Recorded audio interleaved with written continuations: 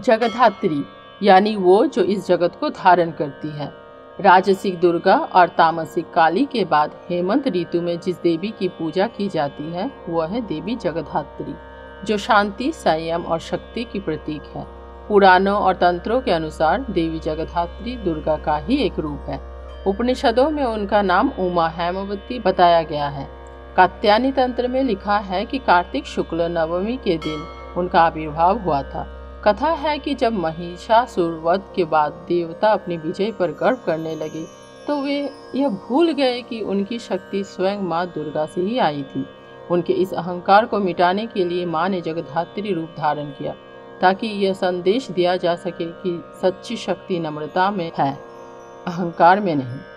एक और कथा कहती है कि त्रेता युग के आरंभ में देवी ने करिंद्रासुर नामक एक हाथी रूपी राक्षस का वध किया था। इसी कारण देवी के सिंह के नीचे हाथी का प्रतीक दिखाई देता है। बंगाल में इस पूजा का प्रारंभ नदिया के राजा कृष्णचंद्र ने किया था। कहते हैं लगभग 250 वर्ष पहले जब वे दुर्गा पूजा करने में असमर्थ थे, तब देवी ने स्वप्न में आदेश दिया, मेरा जगद्धात्री रूप में पूजा करो। तभी से बंगाल में जगद्धात्री पूजा की परंपरा प्रारंभ हुई।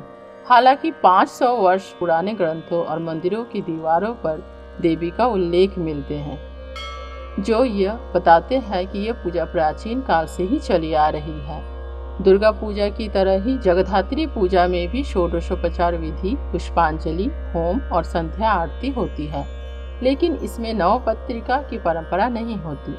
मुख्य पूजा नवमी तिथि को की जाती है, जहां सप्तमी, अष्टमी और नवमी तीनों की पूजा पूर्वाह्न, मध्याह्न और अपराह्न 3 प्रहरों में संपन्न होती है।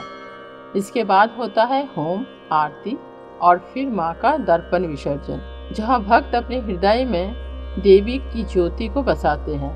अंत में शाम को नदी या जलाशय में प्रतिमा का विसर्जन किया जाता है। देवी जगद्धात्री हमें सिखाती है कि शक्ति का अर्थ विनाश नहीं, बल्कि संयम, करुणा और सत्य की रक्षा है।